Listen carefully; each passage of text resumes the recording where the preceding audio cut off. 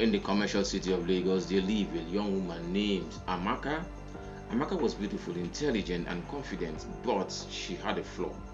Her heart was filled with resentment, with hatred towards her own mother-in-law, Mama Chinyere. Now, Mama Chinyere was the mother to Amaka's husband, Chike. Chike happens to be the only son of Mama Chinyere.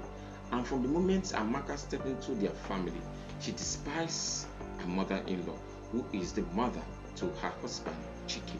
She saw her as an intruder, always interfering in their lives, though in reality, Mama Chinyere was a kind woman who only wanted the best for her son and his wife.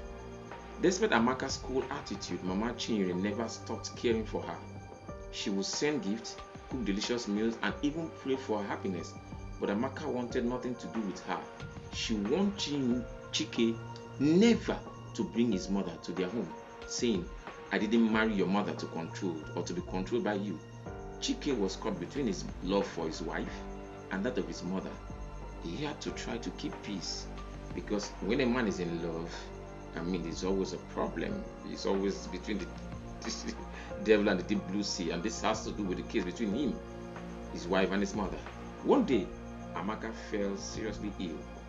It all started as a simple fever, but soon her condition worsened. She was rushed to the hospital, and after several tests, the doctor diagnosed her with a severe infection that required urgent care. Her friends, who once were always there who once surrounded her during a happy time, started making excuses. "I have a meeting," one said. The other one said, "I'll come tomorrow." Another promised, but none returned.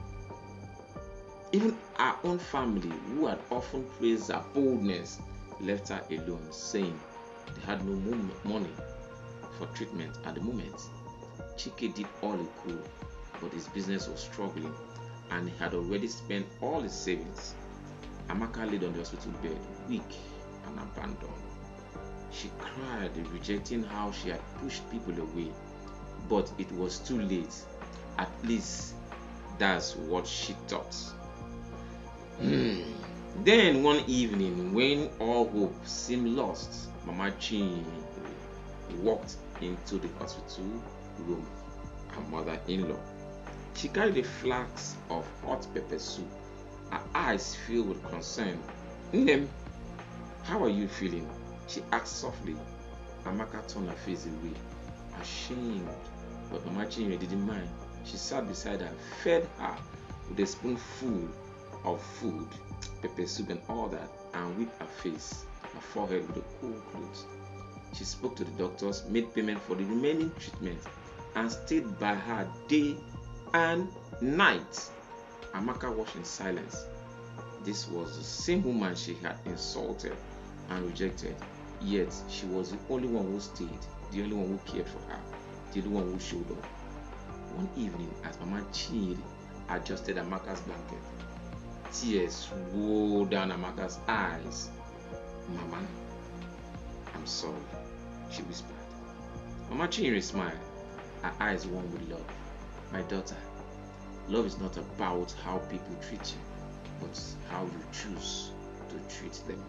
You're my son's wife, which means you're my daughter too. Nothing will change that. A changed heart is now what we now saw." Amaka recovered, but she was no longer the same person. She had returned home. When she returned home, she was the first to visit Mama Chinyere, this time with gifts and a heart full of gratitude. She cooked for her, sat with her, and for the first time, truly listened. She had learned a valuable lesson. Love is a choice. Family is not just by blood, but by the bond we nurture.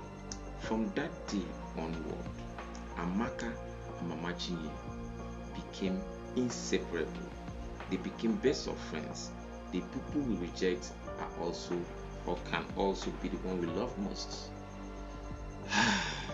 The case of mother-in-law and daughter-in-law. It's left for you to judge. Be the best you can be. I go by the name Mr. Showtime, and this is my side talk.